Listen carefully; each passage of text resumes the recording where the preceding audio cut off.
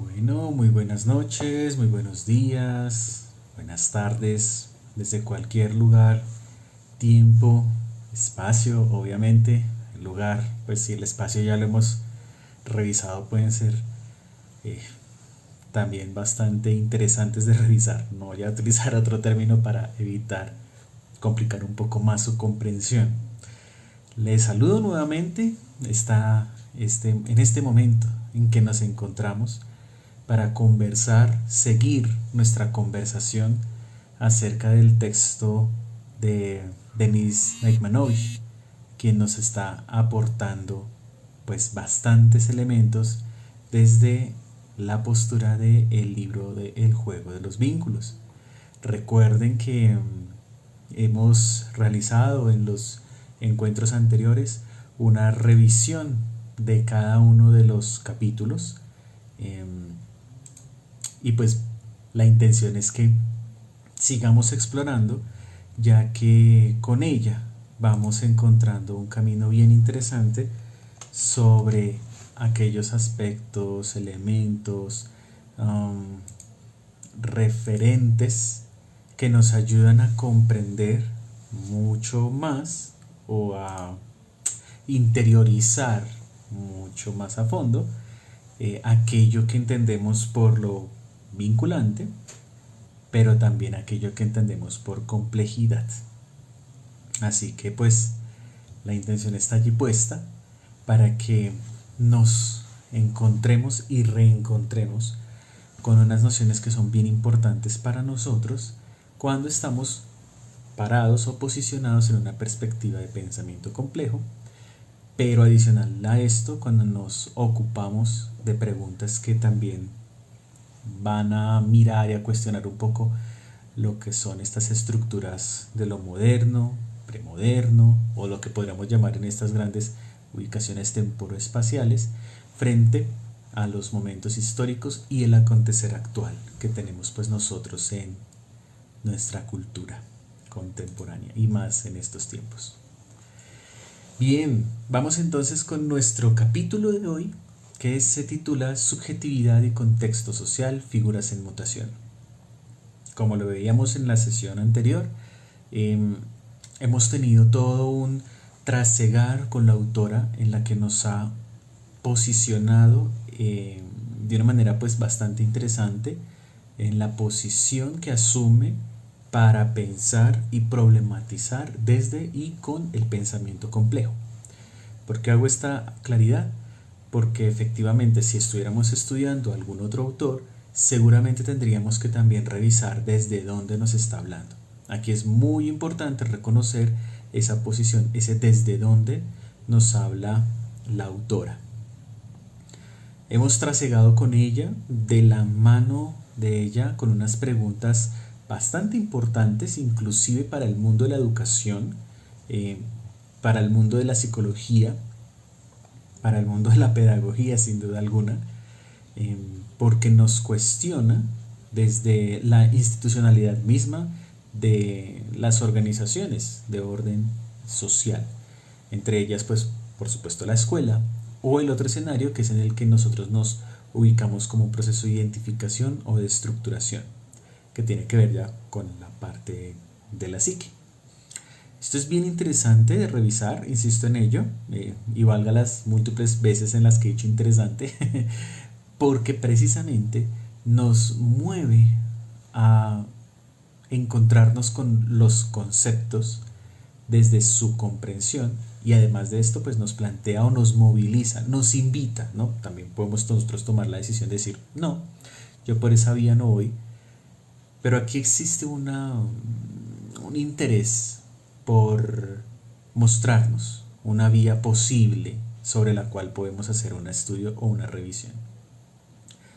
Hemos pasado en los anteriores a hablar de la historia, a hablar del acontecer histórico, a hablar de la importancia de la relación entre unos u otros para este desarrollo de la subjetividad. El sujeto incluso ha aparecido aquí también, ha sido itinerante, estructurado y desestructurado gracias a la perspectiva también cartesiana.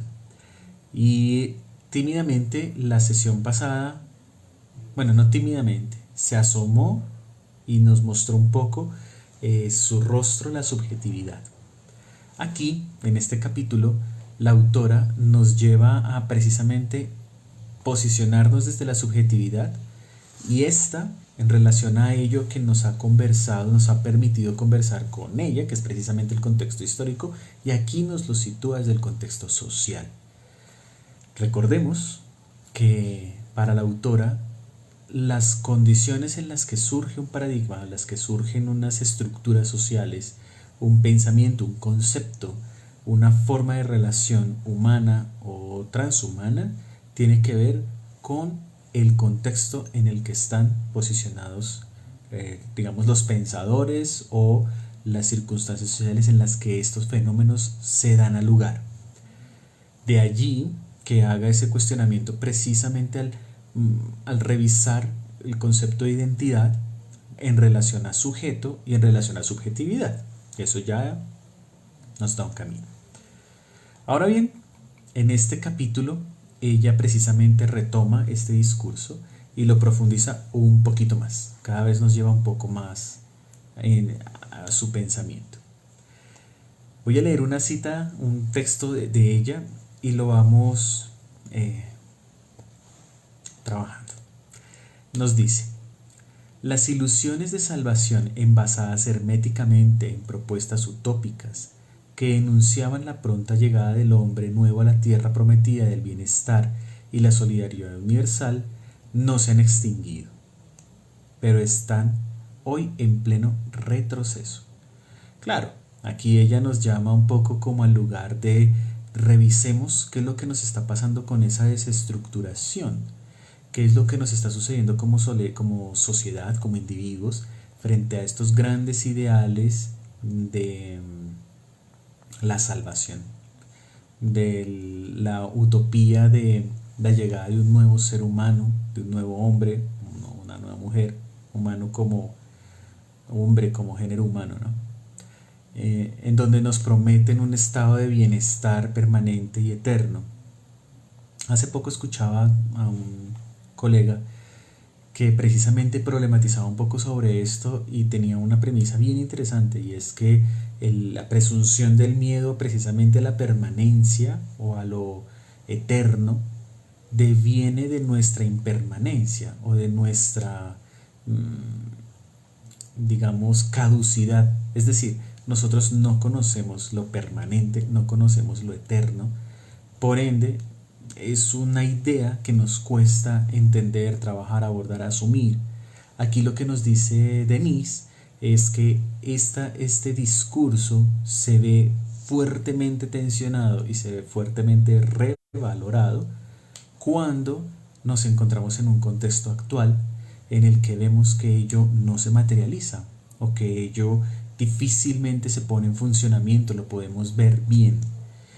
Y también porque nos pone en un lugar de cuestionar aquello que nosotros consideramos ese escenario idílico, ideal, de perfección. Y bueno, nos cuestiona allí qué pasaría si nos encontráramos entonces con esa tierra prometida o con ese paraíso. Es más, nos invita a cuestionarnos sobre si ese paraíso que en algún momento de antaño se formuló, se concibió, es el mismo paraíso que nosotros concebimos. Y bueno, nos extiende la pregunta, yo no les voy a dar la respuesta porque estamos hablando de la voz de ella y tratando como de retomar sus invitaciones a repensar estos asuntos. También nos dice que si queremos seguir buscando ese mundo feliz para todos y para siempre, quizás en esa búsqueda realmente no hagamos construcciones o simplemente son formas que van emergiendo históricamente. Nos dice más adelante: el pensamiento de la subjetividad siguió itinerarios afines a los que el hombre trazó en sus prácticas vitales. ¿Cómo podría ser de otra manera? Cabe preguntarse. ¿Cómo podría ser ajeno a estas conmociones y emociones, a estos proyectos y sueños y a las prácticas e instituciones que las encarnaron? Voy a volver como un poco a los términos que nos invita con esta pregunta. El pensamiento de la subjetividad siguió itinerarios. ¿Qué itinerario siguió? Sería la primera. Y bueno, de ahí podemos seguir desglosando cosas. ¿Cómo podría ser de otra manera? Es decir, ¿cómo de otra forma podríamos desligar esas prácticas vitales con esos itinerarios en los que la subjetividad se constituye o se constituyó? ¿Cómo podría ser de otra manera? ¿Cómo podría ser lejano a estas conmociones y emociones, a estos proyectos y sueños, a las prácticas e instituciones en las que o que las encarnaron? Es decir, cómo nuestra subjetividad y el pensamiento sobre la subjetividad son dos cosas, ¿no? Subjetividad y el pensamiento sobre la subjetividad se desancla de estas dos o de estos ideales, de estos trazados, ensoñaciones, prácticas que institucionalmente se han encarnado. Pues allí es en donde nos dice justamente el truco del cientificismo. Está en pretender la independencia de la teoría respecto a los contextos vitales. Y aquí es en donde nos retorna al primer elemento que nos llevó en su discurrir histórico, y es que nos dice: la ciencia o el pensamiento cientificista se ha aislado del contexto. Como se ha aislado de los procesos vitales, casi que uno podría inferir que se ha alejado de la vida, se ha alejado de la significación, de la significancia, de la problematización, de la reflexión para, con y desde lo vital. En ese orden, pues bueno, surge entonces, ¿dónde está el sujeto allí? Si la ciencia, o el cientificismo más bien, más que ciencia, el cientificismo, que es esa hiperobsesión por la ciencia, por aquello que llamamos pensamiento científico, en términos puristas, lo que ha hecho es sacar al humano, sacar al hombre, sacar al sujeto, sacar la subjetividad aparentemente del contexto en el que realmente se dan las circunstancias. Veámoslo ahora. Ahora nosotros estamos en un periodo histórico en el que esto lo vemos en funcionamiento todo el tiempo. Como lo vemos en funcionamiento de manera permanente por una situación entre una enfermedad y la búsqueda de su cura, para nosotros hay una aparente contradicción. Hay una aparente, bueno, no es aparente, hay una contradicción. Hay irregularidades, hay cosas que no entendemos. Decimos, pero es que nos dicen que viene la cura, pero la cura no se ve, o nos dicen puede que funcione como puede que no, y nosotros entramos como en un dilema mental y moral en el que nos decimos, pero si me están diciendo que el pensamiento científico, el científico está en esta búsqueda, está en esta indagación, está buscando la manera de poder solucionar el problema en su laboratorio, y si allí lo encuentra, ¿por qué se dan contradicciones en el contexto cuando la aplicamos, cuando la ponemos en funcionamiento? ¿Por qué nos dicen eso? ¿Por qué nos dicen es que va a funcionar, pero temporalmente?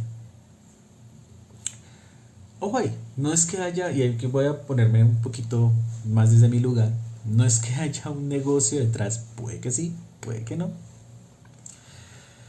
No es que haya un negocio detrás de que vamos a sacar vacunas temporales o que vayamos a buscar soluciones temporales.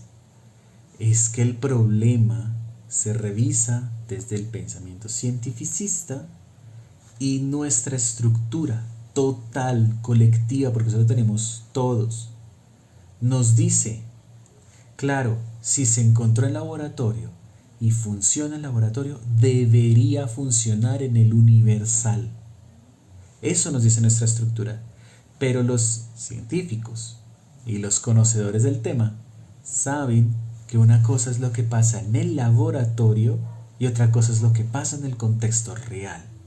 Si eso no sucede en un escenario actual con solo un elemento, como es una relación entre enfermedad y solución a esa enfermedad, ¿qué será en el resto de nuestra visión del mundo, en nuestra cosmovisión? cuando hemos sido educados y educadas en un sistema que es cientificista y disciplinarizante. Es muy potente, por supuesto. Insisto, para nosotros viene siendo una contradicción. Para ellos, que lo comprenden, saben que no es así. Se sabe, se entiende que una cosa es lo que pasa en el escenario artificial y otra cosa es lo que pasa en el escenario no artificial. Pero ahí está el truco. Ahí está el truco. En hacernos creer, se vuelve creencia, la ciencia se vuelve creencia, que es en donde están las soluciones. Y esto genera un nuevo escenario de idealización, de perfección, un nuevo paraíso. Bueno, eso es lo que uno podría llegar a escudriñar con la invitación que nos hace Denise. Es mi, digamos, mi propio ejercicio de quitarle un poquito de polvo a todo esto que se va levantando cuando nos dicen, es que la identidad, ojo, porque la identidad, graves, no funciona en este contexto. O cuando nos dicen, es que el sujeto realmente tampoco, porque aquello que creemos objeto u objetivo tampoco funciona, es una decisión del sujeto, o sea que es subjetivo. Entonces se genera una polvadera que uno tiene que empezar a como quitar. Bien, no son metáforas. Voy a irme más adelante porque aquí ella, me encantaría que ustedes la leyeran porque utiliza unos ejemplos bastante valiosos, muy importantes desde varios contextos, pero especialmente cuando habla de lo divino, de lo extraterrenal, que es otro escenario también bastante profundo que revisar. Nos dice ella, el contexto, en lugar de ser entramado y fuente nutricia, ámbito de intercambio y transformación mutua, territorio de fertilización cruzada, se vuelve un espacio abstracto e inerte en el campo del pensamiento y en las prácticas sociales, un ámbito hostil al que disciplinar. Entonces miren cómo ella nos lo pone allí. Y volvemos al ejemplo. Imagínense lo difícil que sería sacar los estudios de laboratorio y llevarlos al contexto no laboratorio, porque no están controlados, no se pueden manipular, no se pueden gestionar de una manera tan directa como si lo haríamos en otro tipo de escenarios. Interesantísimo, muy interesante. Mi pregunta para mis estimados y estimadas colegas del campo de la psicología o del campo de la pedagogía tiene que ver con ¿y cuáles son nuestros espacios de laboratorio? ¿Será que nuestros contextos de laboratorio también estarán haciendo allí una jugada bien disciplinarizante? Bueno, yo solamente lo dejo ahí como una invitación a la reflexión. Ella nos hace un entramado, un camino bien poderoso desde Francis Bacon. Por supuesto que sugiero leerlo. Y a propósito del análisis que ella realiza con Bacon, también invito a que se haga una revisión de un texto. Es un artículo muy bello que se llama Soñando con Dragones. Precisamente a propósito de conjugar un poco la importancia que puede llegar a tener el contexto en la revisión de aquello que se ha llamado ciencia, especialmente por la influencia que tiene Bacon desde sus orígenes y cómo esto tuvo una afectación en una cultura supremamente importante indígena norteamericana. Así que pues se la recomiendo, Soñando con Dragones. Súper bello ese texto. Nos complementa. Ella hace ese camino, obviamente lo pone también en un contexto de reflexión bien potente por la presunción de objetividad que hay allí y de mal que se podría llegar a decir que en la mirada de Bacon había de sospecha, pero no una sospecha tipo Nietzsche, sino una sospecha tipo moral sobre la naturaleza de parte de Bacon.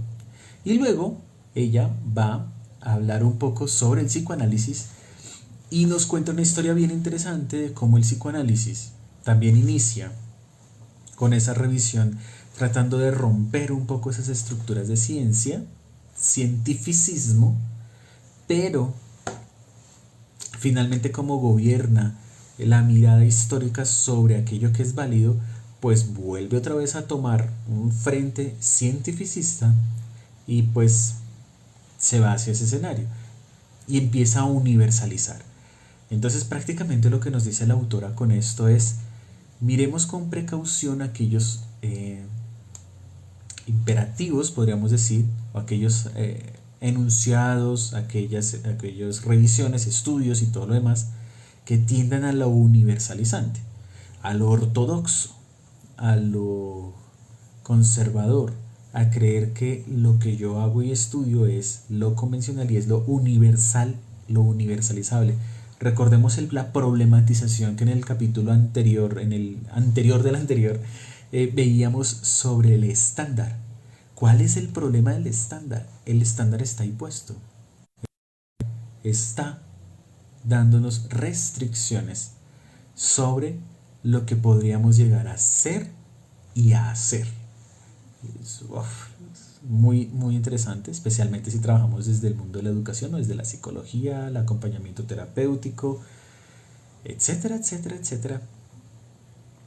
Preguntémonos, ¿cuáles son los cánones que nosotros tenemos en nuestra mente, en nuestro corazón, en nuestro espíritu, si lo queremos llamar así, sobre aquello que consideramos que es lo correcto? Y, y empecemos desde ahí. Empecemos desde ahí. Interesante. Bueno, ella nos hace también ese camino, nos retoma, nos vuelve y nos posiciona sobre estas pretensiones de universalismo, de universalidad o universalistas. Y nos dice que en la mayoría de los casos llevaron aún más a fondo estas concepciones y abogaron al terreno de la creencia. Es decir, llevan y aquí es donde me parece también muy lindo como Ken Wilber, que es un estudioso de todo el tema de la personalidad y lo transpersonal, que ustedes saben que aquí esto transita por este lugar bastante fuerte, precisamente nos lleva a repensar este asunto. Hace poco escuchaba por ahí que Ken Wilber ha hecho también una revolución impresionante sobre el tema psicológico, precisamente por lo personal y lo transpersonal. Y aquí nos lleva como a decir, bueno, ¿desde dónde estoy hablando y desde dónde yo me estoy estructurando, reestructurando, desestructurando? Y esto es súper potente porque hay múltiples referentes, incluso desde la posibilidad que tenemos nosotros de despojarnos de lo que somos sin dejar de ser. ¿Y eso dónde se ha visto? ¿Dónde se han visto los cánones de moralidad? En educación y en toda la clínica, bueno, toda una cantidad de cosas allí. Pero además de esto, miren cómo ella nos lleva a ese lugar en el que nos dicen, miremos a fondo qué es lo que pasa allí y qué pasa cuando el lugar de la creencia se posiciona en lugar de la ciencia. Llevamos a la ciencia en lugar de la creencia. E insisto, Ken Wilber nos ayuda a entender esto de la creencia de una manera muy, muy, muy potente, precisamente porque las creencias de entrada nos lo ponen, ¿no? ¿Tú tienes vida espiritual o tienes creencias? Y uno queda como, voy a meditarlo un rato y ya vuelvo. Bien, nos dice más adelante Denise, aún las perspectivas contemporáneas que más se han alejado de las aguas de la simplicidad moderna, ojo ahí, simplicidad moderna. ¿Por qué será que nos llama simplicidad moderna? Porque precisamente la mirada disciplinarizante y especializada, hiperespecializada, se vuelve simplificada. Entre más específico soy, sí, voy cada vez más, entre comillas, a fondo, pero cada vez estoy siendo más específico. Pensemos en una macro, en una foto tipo panorámica, donde tenemos como una generalidad, una foto 360 grados donde podemos ver todo esto. Pero si yo quiero ver algo más pequeño y más preciso, yo tengo que ir haciendo mi enfoque, mi enfoque, mi enfoque, mi enfoque, mi enfoque, mi enfoque, hasta que me vuelvo en una macro, excluyo todo y me centro en la macro. Claro, voy a ver en mayor detalle el macro, es decir, este pequeño detalle, pero el resto de cosas las pierdo de poco. Por eso lo vuelve, o en términos de pensamiento complejos, se le llama la simplificación o simplicidad. Y el fenómeno moderno es de simplicidad. Por eso ya nos dice, aún las perspectivas contemporáneas que más se han alejado de esas aguas de la simplicidad, con ellas, las aguas de la simplicidad moderna, con su universalidad teórica y su nostalgia de absoluto, todavía corren el riesgo de ser atraídas por las mareas de la invariancia y la identidad. Y esto es lo que ya hemos visto en los capítulos anteriores. Entonces, entender esta frase inevitablemente nos lleva a pensar en eso que antes hemos hablado de identidad, eso que antes hemos hablado sobre lo que no varía o lo que sí varía, y eso que hemos antes hablado de universalidad, y eso que hemos estado conversando hasta ahora sobre lo vinculante y lo no vinculante, lo estructurante y lo desestructurante. Entonces, nótenlo, ahí ya estamos nosotros en la página 71, por decirlo de una manera bien concreta. Y ahí mismo encontramos una cita de ella, voy a leerla, nos dice, después de haber hecho todo un discurrir también, ¿no? Y una invitación a reflexionar sobre esto bien, bien chévere, nos dice, es por esto que me he propuesto señalar las trabas que considero más importantes en el camino de la creación de un pensamiento complejo de la subjetividad. Ojo, trabas para pensar ese asunto de lo complejo de la subjetividad. Es decir, de una corriente de reflexión y prácticas capaces de dar cuenta del devenir subjetivo en los contextos vitales en los que ocurre. Y aquí ya nos está poniendo de plano, con toda la tranquilidad del mundo, dentro de lo que nos invita a pensar desde el inicio. ¿Qué es ese asunto del pensamiento complejo? El vínculo, el juego, el lenguaje, el sujeto, la subjetividad.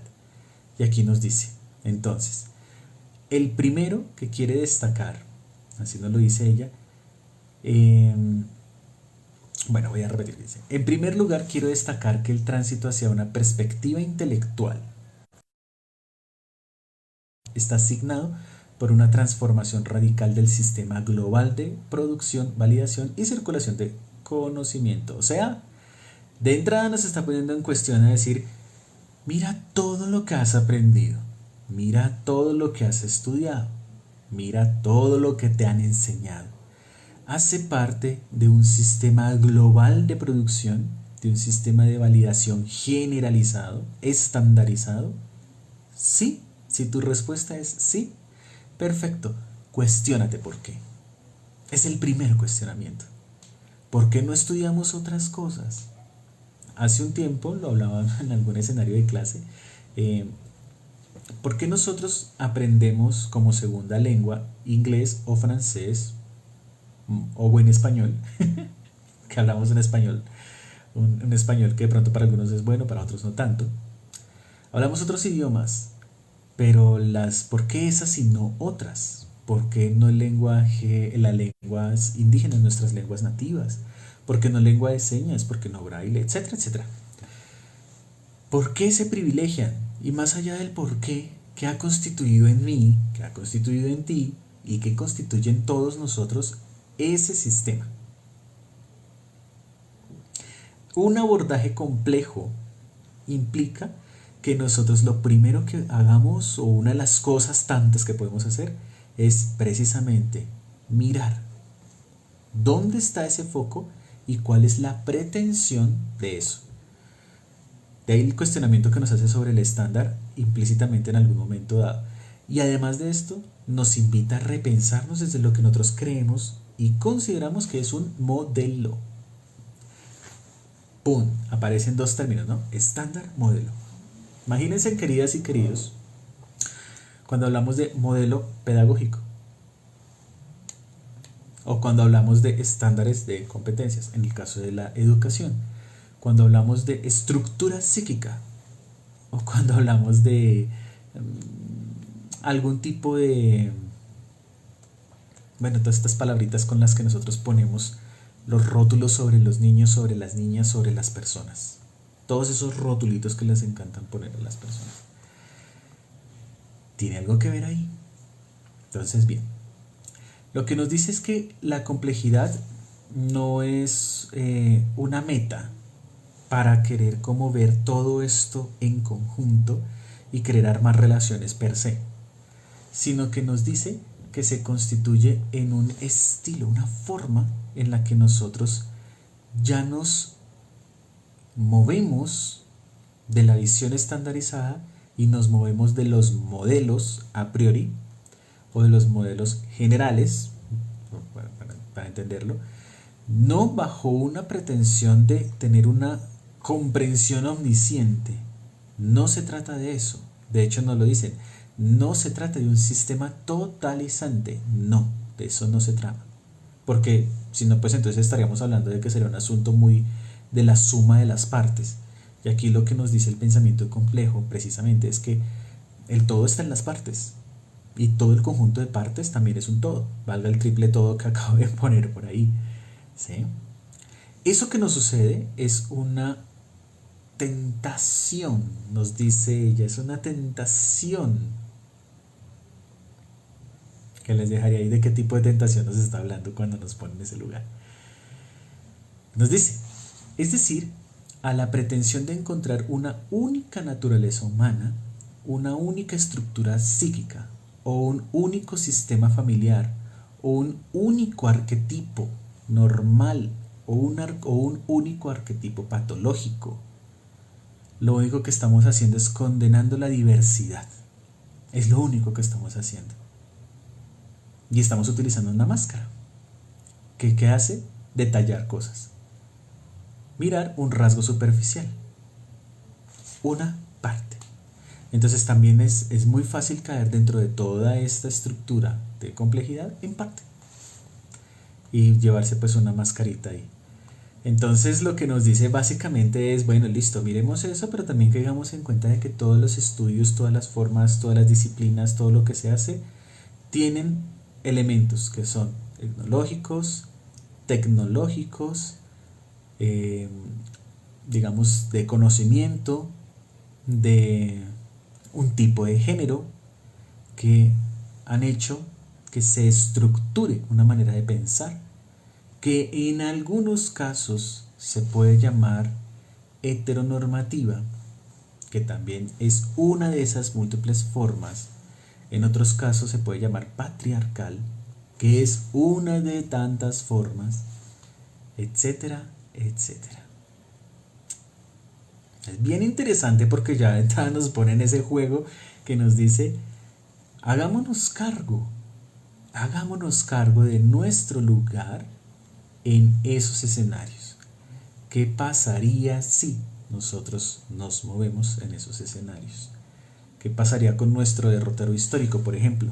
¿Qué pasaría con nuestra identidad? Así de simple. Si despojamos tan solo nuestros escenarios.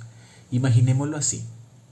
¿Qué pasaría si en de nuestra identidad, de nuestra historia, excluyéramos tan solo uno de esos principios estandarizados? O uno de esos principios disciplinarizantes. Cualquiera. Escoge el que quieras. Lo tomas, lo piensas, ¿qué pasaría si lo excluyo? Es más, eso por un lado. ¿Qué pasaría conmigo? ¿Qué pasaría si incluyera otras cosas? Y una un poco más avesada. ¿En qué momento nos pasó esto? ¿En qué momento nos anclamos al estándar? ¿En qué momento nos anclamos a esa normatividad? Entonces, recordémoslo. El primer elemento sobre el cual nos llama la atención es el tránsito hacia una perspectiva intelectual que privilegia la complejidad, ¿vale? En donde hay una radical transformación de la producción, validación y circulación del conocimiento. Cómo se produce, cómo se valida, cómo circula. ¿Qué lo produce? ¿Qué lo valida? ¿Por dónde circula? ¿Quién lo produce? ¿Quién lo valida? ¿Y quién lo pone en circulación? Pregúntate, querido y querida colega, ¿cuál es tu producción de conocimiento en este campo? El segundo obstáculo que ella menciona es el del pensamiento identitario, el otro grande.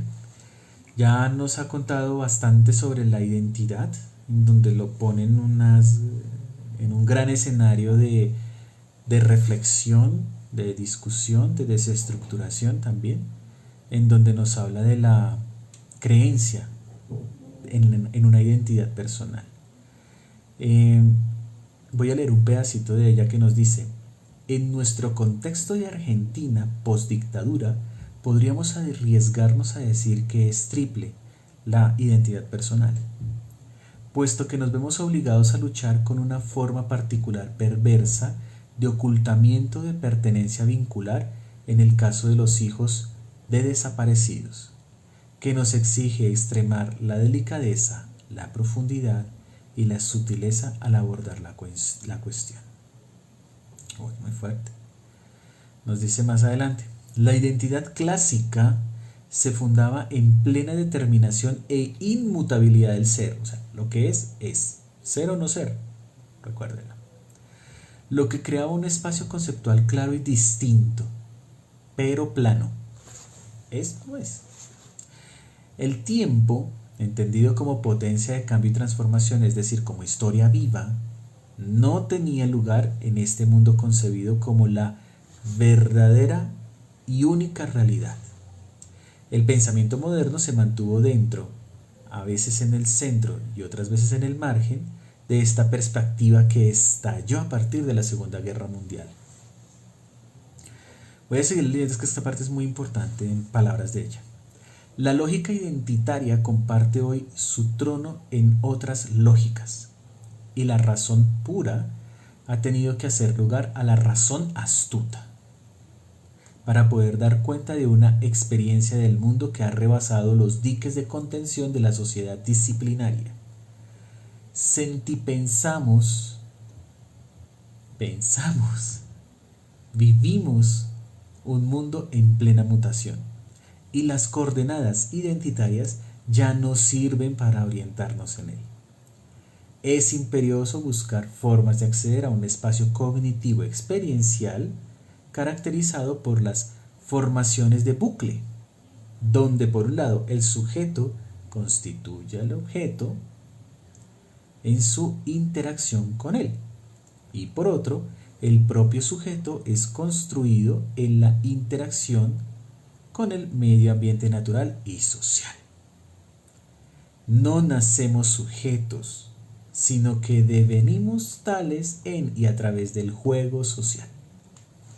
Y es este el punto al que nos devuelve al capítulo 2, en donde nos reitera que nuestra imagen, nuestro imaginario social, construido precisamente como sociedad, lo hemos construido y nos ha construido.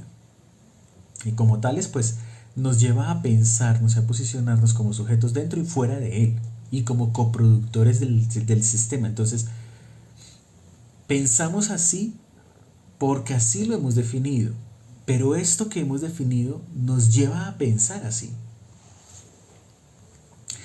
¿Qué pasaría si dentro de todo este gran marco de creencia dijéramos que vamos a cambiar nuestro sistema de creencias alrededor de lo que está pasando actualmente? Eso que hemos creado como colectivo dentro de la situación actual, socialmente contenida, nos posicionáramos en otro lugar en el que vamos a darnos cuenta del cómo nosotros hemos creado esa realidad a partir de nuestras acciones, pero a la vez esa realidad nos ha condicionado a nosotros para verla así. ¿Suena enredado? Veamos noticias. cómo nosotros la creamos y ellos nos crean a nosotros. Fuerte. Eso también hace parte de otro tipo de pensamiento en el que nos dicen que somos co-creadores de nuestra realidad, por tanto tenemos una responsabilidad allí importante. Bueno, nos dice que toda esta relación entre contexto y cómo todos nosotros nos relacionamos con el contexto hace parte de múltiples investigaciones dadas por psicólogos sociales, antropólogos, trabajadores sociales, sociólogos, gestores comunitarios, politólogos y muchas otras cosas que se van dando disciplinar y transdisciplinarmente en este campo de emergencia, que también es bien interesante y a la vez nos hace un llamado ahí bien sutil, y es que quizás tantas miradas, tantas disciplinas mirando un mismo asunto, lo único que puede llegar a producir es una necesidad de integrar y transversalizar esa mirada. Eso es donde aparecen las disciplinas la transdisciplinar, realmente lo transdisciplinar como una necesidad, porque lo contrario seguiremos como unas fichas de rompecabezas, tratando de armar el rompecabezas. Bueno, ella nos lleva así en este discurrir, nos plantea bastantes puntos de reflexión interesantes y luego ya nos mete de lleno con precisamente su perspectiva sobre disciplina. Y ahí es donde nos lleva como la disciplina, no solamente como ejercicio de focalizar un objeto de estudio, ya de por sí implica una simplificación, sino además disciplina viene con esa otra carga que es la obediencia y la pertenencia. Es decir, si tú te haces de esta disciplina, adquieres unos elementos que te hacen pertenecer a esa disciplina y obedecer a esos principios. Entonces ahí está bien interesante, porque entonces es donde nosotros entramos en juego cuando nos encontramos diferentes disciplinas y es muy difícil el diálogo, porque es que yo le debo obediencia a mi disciplina o le debo pertenencia a mi disciplina. Entonces, ¿qué dirán de mí? Digamos que es como una forma de poder plantearlo. Pero básicamente no es que el que dirán de mí, como no es tanto un asunto de ego, sino es un asunto de tradición, de una tradición de campo de conocimiento y una tradición cognitiva. Entonces esto nos lleva a una necesidad muy grande, y es a pensar en nuestra disciplina, qué parte de todo esto ha hecho o está estructurado entre unas relaciones de saber-poder, qué tanto de todo esto está estructurado desde una visión estructurante, estandarizada, en donde yo tengo permitidas ciertas cosas y otras no, qué es lo posible y qué es lo excluido, qué es lo que es estructurante y qué es lo desestructurante para el sujeto, etcétera, etcétera, etcétera. Y aquí ya con toda esta mirada nos dice, bueno, estamos en un encierro disciplinario y quizás lo que nosotros tendremos que hacer es pensar en una transdisciplina o en una interdisciplina. Y aquí la cito, y ella cita a otra persona.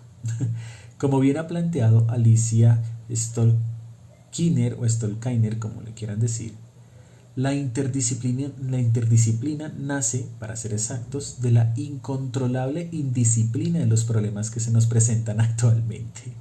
Entonces miren lo lindo que es, la indisciplina de los problemas, porque es que nosotros somos disciplinados, el problema son los problemas. Y sigue, de la dificultad de encasillarlos. Los problemas no se presentan como objetos, sino como demandas complejas y difusas que dan lugar a prácticas sociales inervadas de contradicciones, imbrincadas con cuerpos conceptuales diversos. Entonces los problemas de conocimiento no son asumibles desde una disciplina, por lo menos en el momento actual, sino de una necesidad de múltiple mirada. Nos dice más adelante, en palabras ya de Denise, no solo tenemos que ser capaces de inventar nuevas cartografías, refiriéndose precisamente al mundo, a la forma en la que nosotros navegamos esa realidad de problemas y problematizaciones, sino también ir más allá y arriesgarnos a construir formas diversas de cartografiar. Es decir, nos lleva no solo a relacionarnos de otra manera con los problemas, sino también hacer que los problemas surjan, ver los problemas, cómo son, de dónde surgen, cómo surgen, de dónde vienen, cómo devienen, cómo nos constituyen y reconstituyen. Pensar en pasar de los paradigmas a las figuras del pensar. Y esto es súper potente.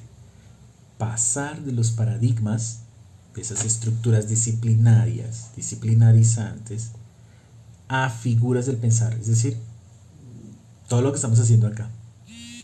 Uf, bien interesante. Bien, para terminar, voy a leer la última partecita de su capítulo que nos dice: es por lo tanto una tarea al mismo tiempo cognitiva, ética y política, que lleva a la desterritorialización. Ya parezco como mis estudiantes. Desterritorialización, cosa que me parece maravillosa, no perderlo, ¿no? Voy a volver. Eso fue un lapsus. Es por lo tanto una tarea al mismo tiempo cognitiva, ética y política que lleva a la desterritorialización de la subjetividad y a la creación de entramados nuevos, según los itinerarios marcados por las prácticas profesionales, las demandas sociales y la singularidad de los encuentros. ¿Cuántas disciplinas se sentirán movidas a fondo? Dígaselo, por ejemplo, en el mundo de la educación, dígaselo en el mundo de los colegas de la psicología, de la pedagogía, en donde nos vemos en ese entramado del querer tener como esa verdad estructurante y estructurada. Wow, no, aquí es una cuestión muy potente, muy poderosa en el que nos desterritorialicemos, pero incluyamos ética, política y cognición. Y por supuesto el sentipensar está ahí presente permanentemente. Maturana, bienvenido es ahí con sus aportes bien, bien bellos y profundos. Bien, entonces estamos en este inicio. Este es un inicio para un ejercicio que tendrá mucho más cuerpo a futuro, en donde estamos gestando un escenario desterritorializado y enmarcado por nuevas maneras de relación entre saberes, prácticas profesionales, problemas, demandas sociales. Todo esto porque los encuentros son singulares. Los encuentros entre el conocimiento y las formas en las que procedemos para atender los problemas de conocimiento son singulares. Y eso es así. O sea, cada profesional tiene la forma de hacer su ejercicio profesional aún con todos estos cánones que se nos han establecido. Entonces, ¿por qué no reconocerlos como tales? ¿Por qué no ponerlos en el contexto que les corresponde? Como parte del exterior, como parte del interior y como parte del sujeto entramado en el hecho de lo vivo que implica el intercambio permanente. Y es eso. Mientras no nos permitamos esa posibilidad de estar en ese intercambio, pues básicamente carecemos de lo vivo. Yo me quiero ir con una pregunta hoy, no nos la hace Denise, por lo menos no la he visto en este texto, pero sí me ha estado circulando desde hace ya un buen tiempo. Y es sobre si estamos hablando de los vínculos, si estamos hablando de la relación, también tenemos que hablar del intercambio. ¿Qué intercambio tienes tú con tu medio? ¿Qué intercambio tienes tú contigo mismo, contigo misma? Este ya es un medio. Nosotros pues en esa composición de diferentes cuerpos que somos y tenemos, ya tenemos una relación de intercambio allí. Entonces, ¿quiénes somos nosotros en ello? Y más que el quiénes, ¿qué pasa con nosotros en este escenario? ¿Qué nos nutre en este intercambio? ¿Qué nos mueve? ¿Qué nos llena? ¿Qué nos transforma? ¿Qué nos hace itinerantes en este escenario? Y ahora lo llevamos al exterior. ¿Qué tan vivos somos nosotros, nosotras, en este intercambio permanente con nuestro entorno? ¿Dónde vivimos Vivimos en un escenario. ¿Cuál escenario? Dejémoslo ahí. Llevémonos la reflexión nosotros.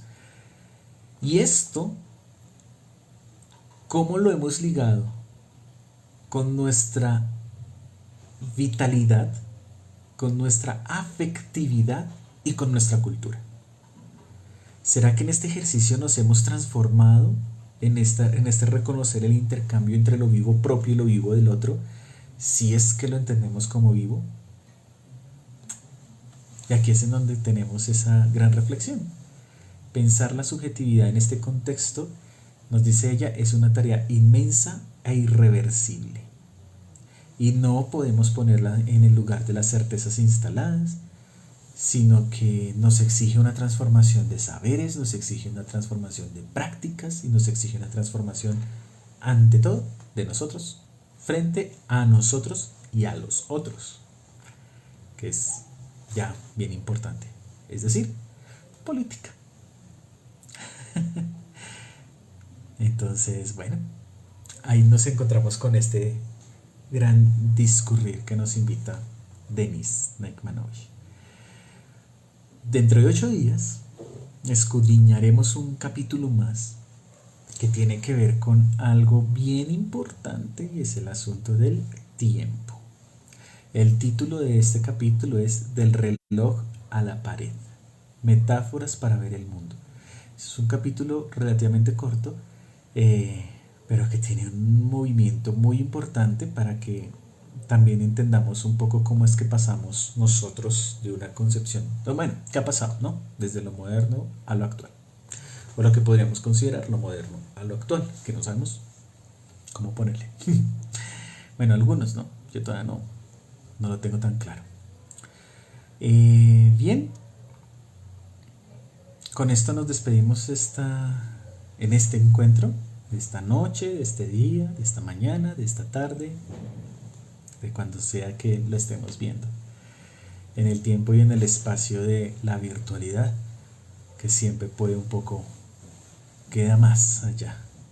Entonces, nos vemos dentro de 8 días, en esta misma hora, o bueno, cuando ustedes puedan. No necesariamente tiene que ser dentro de 8 días, puede ser cuando ustedes lo puedan considerar, ya en estas rupturas espaciotemporales. Podrán seguir viendo los anteriores, viendo los presentes. He tratado como de tener ahí un poco de relación entre unos y otros para que podamos también empezar por donde lo consideremos más adecuado, según nuestra intencionalidad. Así que bueno, nos vemos en la próxima y estaré atento a sus comentarios, dudas e inquietudes. En nuestro próximo encuentro o en el próximo video, si están viendo la lista de reproducción, seguramente vamos a encontrar ya un banquito de preguntas y dudas que han llegado por comentarios, y que me han hecho también movilizar ciertas cosas alrededor de esta revisión, de esta lectura comentada. Así que si tienen dudas, si tienen inquietudes, si algún concepto por ahí queda como suelto, que ustedes digan, venga, esto definitivamente no lo entendí por más que dio todo este carretazo, pues no, súper, compartámoslo, que eso seguramente será bien de bastante nutrición para muchos de nosotros. Un abrazo, que estén muy bien y nos vemos en la próxima. Chao, chao.